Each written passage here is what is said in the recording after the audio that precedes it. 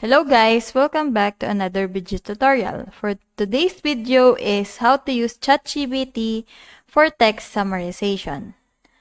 ChatGPT can be used for text summarization by following these general steps. Prepare your input text. Your input text should be a document or a piece of text that you want to summarize. Make sure that it is in the format that ChatGPT can understand, such as a plain text or HTML. Initialize ChatGPT.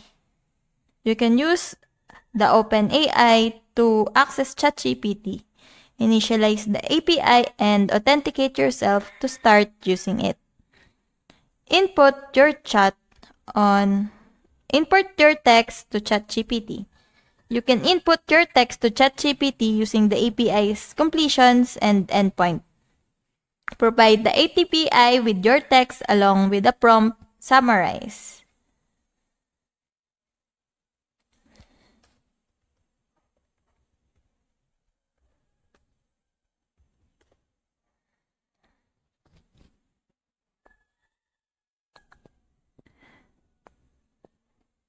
This tells ChatGPT that you want it to generate a summary. Retrieve the summary. Once you've set your text to ChatGPT, the API will return a summary that is generated.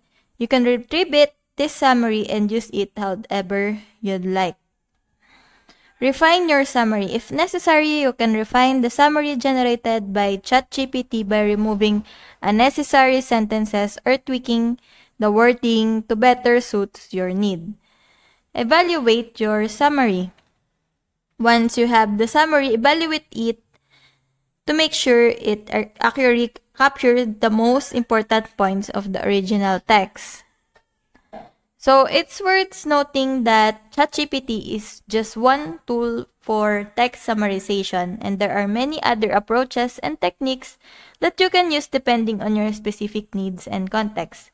Additionally, the quality of the summaries generated by ChatGPT may vary depending on the complexity and length of the input test.